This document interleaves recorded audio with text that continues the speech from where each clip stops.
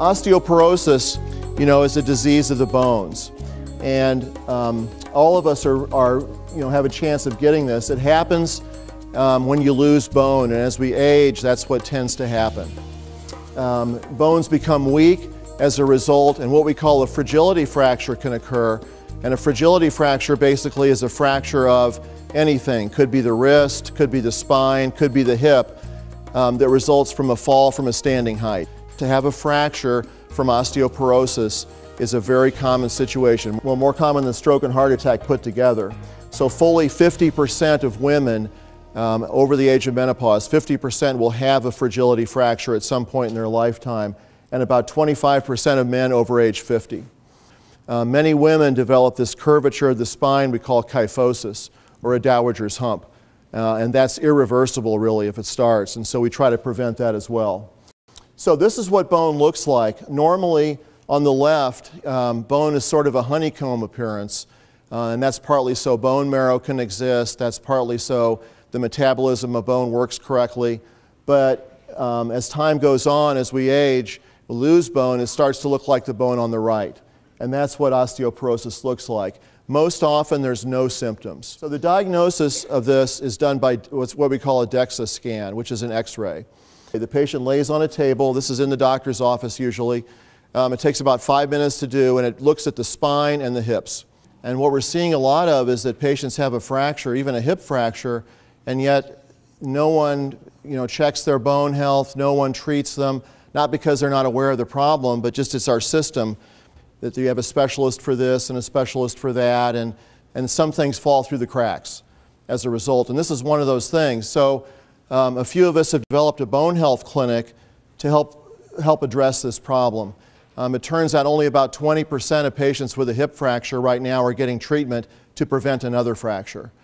So the thing we really want to prevent, and certainly prevent if it happens once, prevent it from happening again, is hip fracture. Hip fracture kills people. There's about a 25% excess mortality in the first year. Many of the people that survive a hip fracture are permanently incapacitated in a nursing home or never can walk again. Certainly some patients recover, but not all. And if you have a hip fracture, you're at a 4 times greater chance of having another.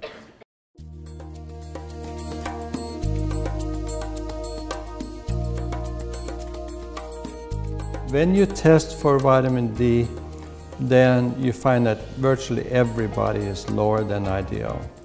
And the interesting thing is that if your vitamin D is low, even if you do take some extra calcium, it probably will not be absorbed.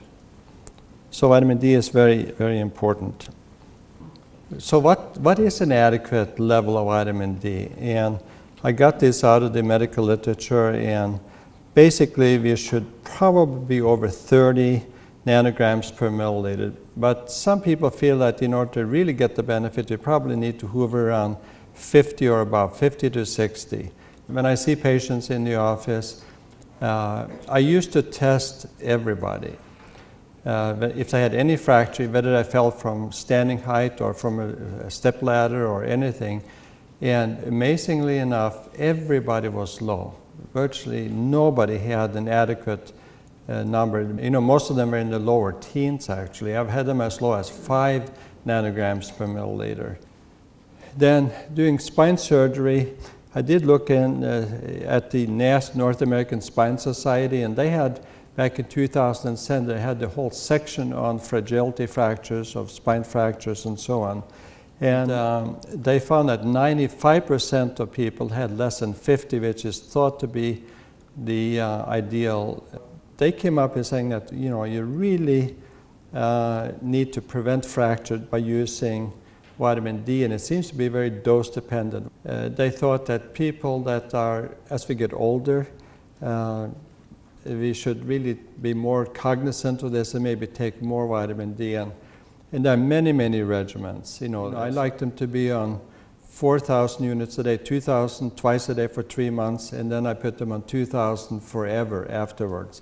Because that has been shown in a lot of different studies to be a safe level. If you get up to about 10,000 units a day, then you start to run into problems with kidney stones and some problems with too much vitamin D, which is not good either. Yeah, I test everybody, and and I start them on vitamin D, and it's amazing. I see these people some months afterwards when I operate them. The bone is, some of them is like cement. It's just amazing.